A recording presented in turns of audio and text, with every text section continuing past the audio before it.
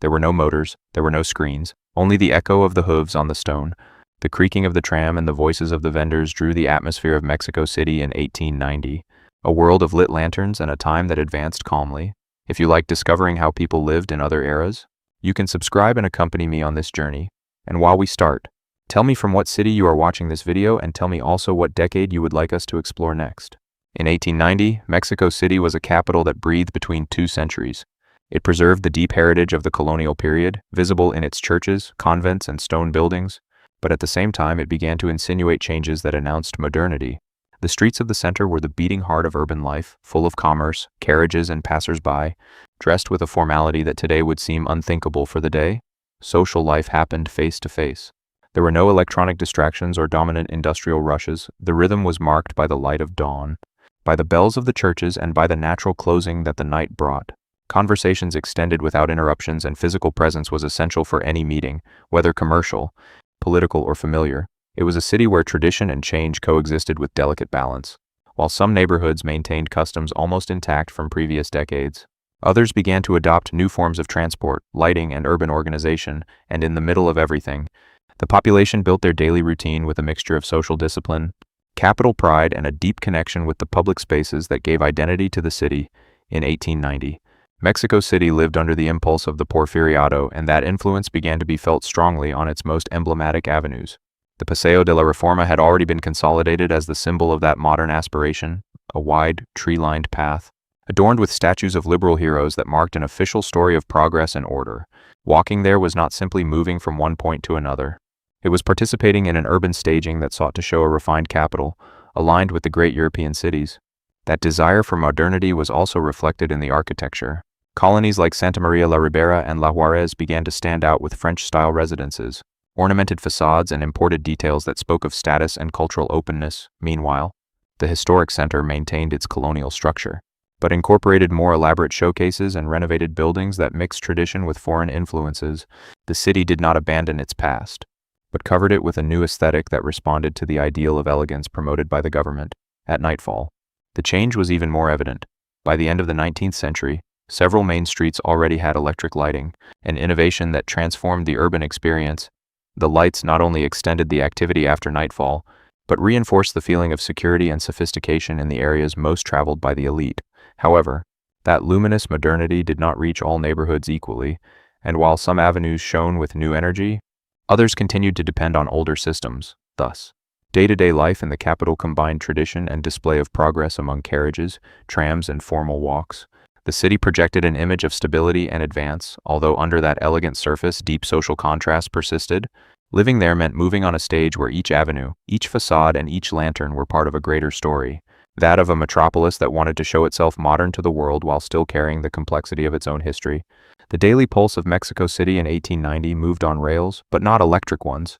Rather guided by the patient strength of the mules, the mule tram was the heart of urban transport. Almost all the routes departed from the Zocalo and extended toward the different areas of the capital, connecting the center with growing neighborhoods and allowing the city to begin to expand beyond its traditional core. There was a clear hierarchy. First-class cars were more comfortable and expensive, and second-class more accessible and simple. There were even funeral trams designed especially to transport coffins and companions to cemeteries such as Dolores. The constant tinkling of the mule bells and the creaking of the iron on the tracks were part of the permanent soundscape of the most crowded areas. In the field of communication, the capital was the great national node under the motto of order and progress. The telegraph symbolized power and control. Its lines followed railway routes and allowed government orders, urgent news, and commercial decisions to travel with unprecedented speed. However, its cost reserved it mainly for official or business matters. For most of the population, the mail remained essential. In this decade, the postcard culture was consolidated, which became an object of collection and pride. Sending images of the urban center was a way to boast about the modernity of Mexico. The capital night also went through a visible transformation. The gaslighting, with its yellowish and flickering light, required the night watchman to light lantern by lantern at dusk, creating long shadows and an intimate atmosphere in streets and squares.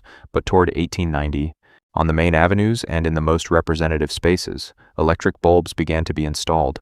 It was a true cultural shock. Many went out simply to observe how the light appeared without a visible flame. In parallel, the telephone began to make its way with about 1,000 subscribers in the city, numbers of barely 3 digits, and the essential intervention of an operator to connect each call. The heart of consumption in Mexico City in 1890 beat strongly in the most elegant streets of the center. There, the so-called triangle of luxury was concentrated, where money found showcases capable of competing with those of Europe. Stores like El Palacio de Hierro, inaugurated in 1891, and El Puerto de Liverpool, began to redefine the shopping experience with buildings of metallic structure and wide departments of imported fabrics. Walking through that area was not just observing merchandise. It was participating in an urban ritual where modernity was displayed in gleaming windows. The cafes functioned as true centers of public opinion, emblematic establishments of the first square of the city. Among cups of coffee and thick chocolate, political decisions were discussed, theatrical premieres were commented on, and rumors were exchanged that later circulated throughout the capital. For women of high society, the tea salons offered an acceptable social space outside the home. Surrounded by fine porcelain and French pastry, there, alliances were also woven and reputations were consolidated. Fashion turned the body into a social showcase. For women, the corset molded the wasp silhouette, while heavy dresses with bustles, lace, and parasols protected a paleness associated with status. For men, the dark suit, the cane, and the perfectly groomed mustache defined respectability. Each garment communicated position, aspiration, and belonging. Seeing these images, one cannot help but ask, can you imagine going out to the street today with so many layers of dresses and that corset under the afternoon sun? Do you think you would endure the elegance of 1890 in exchange for so much discomfort? But outside that refined circuit, popular culture maintained its own vitality. The pulquerias and the large markets brought together those who sustained the daily economic activity. While a minority toasted with French cognac, the majority found in the pulque and the corridos a different, but equally powerful, form of urban identity. Thus, among illuminated showcases and cafes full of conversation, we realize that each decade has its own way of showing itself to the world. If you enjoy exploring these transformations with me, subscribe so you do not miss the next trips in time. And now, tell me, from what city do you see us and what decade do you want to see in the next video? Social life in 1890 was literally an open-air theater. One did not walk just to move, but to occupy a visible place within the social order. The Alameda Central represented the heart of that urban elegance. After the renovations promoted during the Porfiriato, the park adopted a French style with marble fountains, bronze statues, and perfectly traced paths. On Sundays at noon and Thursdays in the afternoon, the walk took place. Men and women walked in opposite directions, allowing a calculated exchange of glances and discreet greetings, always under collective observation. In the center of many squares, kiosks were raised where bands like the Zapadores or the typical orchestra interpreted waltzes, polkas, and marches. Over the Waves by Juventino Rosas became one of the most recognizable waltzes of the moment, accompanying that social choreography where each gesture had meaning.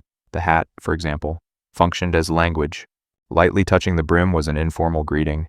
Removing it completely in front of a lady or an authority figure demonstrated absolute respect. The conversation was slow and extensive, an art that included talking about opera, family health, and trips to Europe. But social life was not understood without the religious dimension.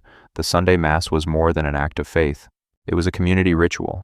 Families went to the cathedral, to San Francisco, or to Santo Domingo, not only to listen to the sermon, but to reaffirm their presence within the social order, and above all, devotions. The Virgin of Guadalupe occupied a central place in the identity of the city. Her image was not only in temples and altars, but also in homes and businesses, in small altarpieces that accompanied daily life. Faith marked the calendar, shaped behavior, and even influenced the way of relating in public. Flirting existed, but guarded. Young women used the fan and glances as subtle codes, always under the supervision of mothers or aunts who acted as chaperones. Physical contact was practically non-existent in public. Bows and handshakes with gloves predominated. Punctuality was mandatory and clothing impeccable. No one went to the square in domestic clothing. Even the popular sectors reserved their best attire for these moments of coexistence. While the Alameda was a pedestrian stage, the Paseo de la Reforma became a carriage parade. Wealthy families displayed vehicles pulled by elegant horses, and seeing the presidential carriage or that of some tycoon go by was a commented spectacle. Toward the end of the decade, the appearance of bicycles, including the striking high-wheelers, began to symbolize modernity and youth. Thus, among protocols and calculated walks, the capital consolidated a system of coexistence where each public space reinforced hierarchies and aspirations. The rhythm of Mexico City in 1890 was marked by natural sounds and collective references, not by personal clocks or mechanical alarms. Most did not carry a pocket watch. That was a luxury reserved for a few. The true regulator of time was the church bells. From the cathedral to San Francisco or Santo Domingo, the Angelus at dawn, at noon and at dusk organized the workday. Those chimes indicated when to start work. when to stop to eat and when to gather at home. The day had clear, almost sacred pauses. Between 2 and 4 in the afternoon, the city decreased its intensity. The siesta was not a whim, but a deeply rooted custom. Businesses closed their doors and families gathered for the main meal. The most important moment of daily cohesion, that pause structured social life as much as any Sunday walk. There was a feeling of repeated order, of stability built on schedules shared by the entire community. The city was also deeply walkable. Distances were measured in blocks and steps, not in traffic minutes. By always traveling the same streets or boarding the same mule trams, the neighbors recognized each other easily. It was known who was the baker, the tailor, or the apothecary. Trust did not depend on written contracts, but on constant treatment and reputation sustained over time. Relative silence, without motors or horns, allowed the street cries to fill the air. Each street vendor had its own distinctive song, from the one who offered gorditas to the gas seller who announced his arrival. Repetition was seen as security. The Sunday walk, the morning mass, the evening social gathering at home, playing the piano or playing cards, were part of a stable cycle that gave meaning to the passage of the days. In contrast to the present, where speed easily exceeds 100 kilometers per hour and the connection is digital and immediate. In 1890, the urban limit rarely exceeded 15 or 20 kilometers per hour of a carriage. Space was experienced slowly, and that slowness allowed each meeting and each journey to integrate naturally into the collective memory of the city. Looking today at Mexico City in 1890 is peering into the emotional foundation of the current metropolis. Many of the areas that then represented progress and elegance continue to be part of the urban heart. Although the noise of motors has replaced the tinkling of the mules, where before the displacement depended on the constant pace of a carriage, today speed dominates the landscape, reducing journeys that in the 19th century were traveled with patience and observation. However, under the contemporary acceleration, silent traces of that time persist. The parks continue to be meeting points, although there are no longer separate circuits for men and women or greeting codes dictated by the brim of a hat. The old tram routes marked the expansion toward neighborhoods that are today an essential part of the city. Even the custom of gathering in the center, of walking without a fixed destination, or of turning public space into a social stage has deep roots in that era. Communication also reveals the contrast. What in 1890 depended on telegraph cables, letters written with ink, and the mediation of a telephone operator, today it happens in a matter of seconds and without physical contact. The city became faster, denser, and noisier. But deep down it remains organized around the same human need to meet, exchange ideas, and belong to a shared place. Change was not a sudden break, but a gradual transformation. That capital of the late 19th century learned to integrate electricity, trams, and European architecture without completely detaching itself from its colonial heritage.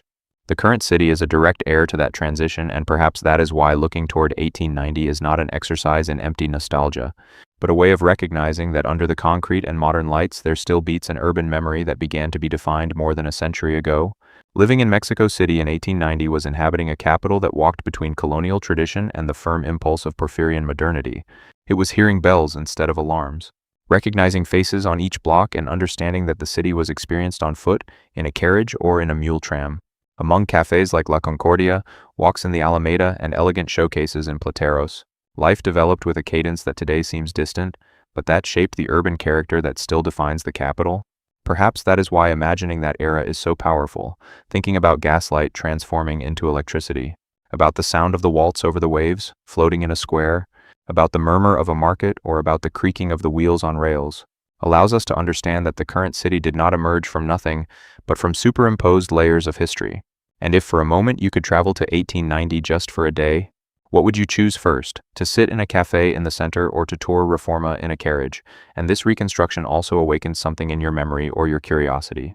Accompany me on the next tours. Subscribe to continue exploring other decades, and comment from what city you are watching this video, because I want to know how far this story travels, and tell me also what decade you want to see in the next episode.